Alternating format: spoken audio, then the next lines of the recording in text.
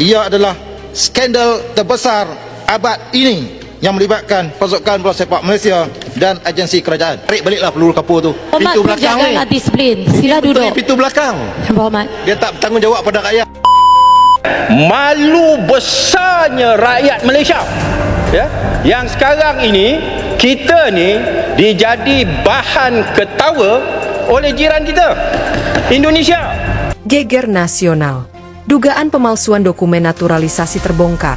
Debat meledak. Menteri Hukum Malaysia terdesak di parlemen. Akta kelahiran, pendaftaran kelahiran ini memberi kuasa kepada Menteri Dalam Negeri, saya dan menteri-menteri sebelumnya untuk turut mengguna pakai perkara 20/1/C. Ada penipuan. Jadi dia bangkit, dia tanya, tak bolehlah jawab peluru kapok, nak tembak tak ada peluru, jangan macam tu menteri kita. Menteri ni dia kena jawab mengikut apa yang fakta, tak perlulah nak sindir apa semua macam tu, tak boleh. Apakah proses pemberian warga negara terhadap 7 pemain ini mematuhi semua peruntukan perlembagaan, akta, kaedah warga negara dan perlembagaan persekutuan? FIFA mengesan, kita Malaysia tak kesan. Benda yang berlaku penipuan menyebabkan imej negara kita sangat tercemar sekarang. Saya minta menteri tolong tarik baliklah, tak payahlah macam tu. Dan soalan satu tak jawab tadi. Berapa lamakah masa yang diambil oleh JPN untuk menyiapkan dokumen pemain-pemain sebelum? Tapi tak bolehlah diguna bila jawatan menteri itu dah ada. Kena jagalah disiplin. Inilah menteri Yang main berhormat, pintu belakang ni. penjagalah disiplin. Sila Menteri duduk. pintu belakang. Yang berhormat. Dia tak bertanggungjawab pada rakyat. Kuala Lumpur, Malaysia diguncang badai politik dan hukum dalam sebuah simulasi pemberitaan yang menghebohkan publik. Dugaan pemalsuan dokumen naturalisasi menyeruak ke permukaan, memicu debat brutal di parlemen, adu mulut antara anggota dewan, dan tekanan besar terhadap Menteri Hukum Malaysia, tokoh fiktif yang disebut-sebut paling bertanggung jawab.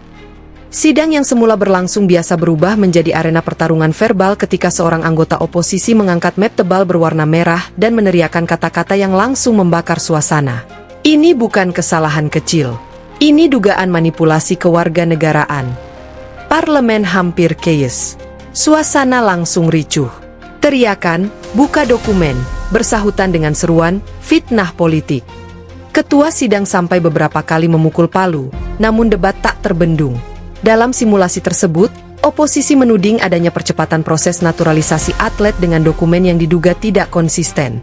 Perbedaan data keluarga, tanggal kelahiran yang berubah, riwayat tinggal yang tak sinkron, cap resmi yang dipertanyakan keasliannya.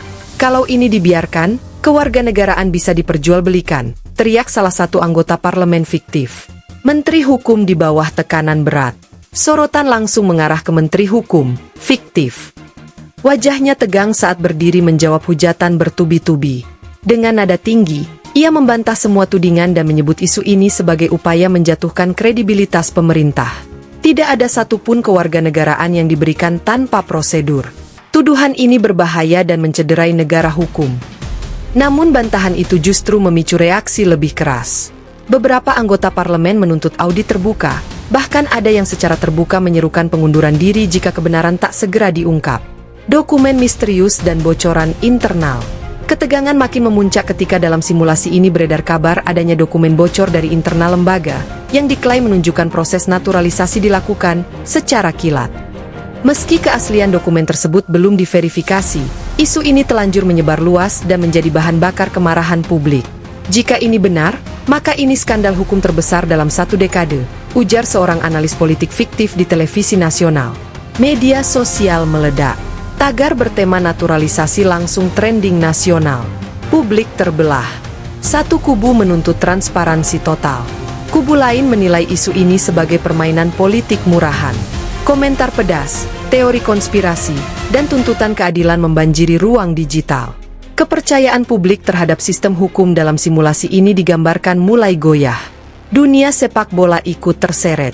Tak berhenti di parlemen, isu ini merembet ke dunia olahraga. Federasi sepak bola dan klub-klub disebut berada dalam posisi sulit. Pengamat olahraga fiktif menyebut, jika proses naturalisasi memang bermasalah, dampaknya bisa fatal. Prestasi dipertanyakan. Kepercayaan internasional menurun. Risiko sanksi dari otoritas global. Menang dengan dokumen bermasalah adalah kekalahan moral, ujar seorang komentator. Pakar hukum, Ini ujian negara hukum.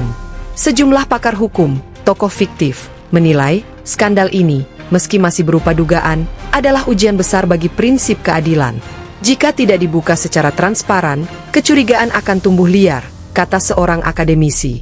Ia menegaskan bahwa kewarganegaraan adalah hak fundamental, bukan alat politik atau olahraga. Panitia khusus dan ancaman krisis kepercayaan.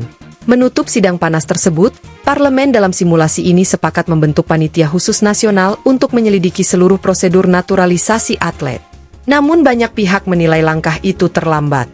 Krisis kepercayaan sudah terlanjur menyebar, dan bayang-bayang skandal terus menghantui pemerintahan.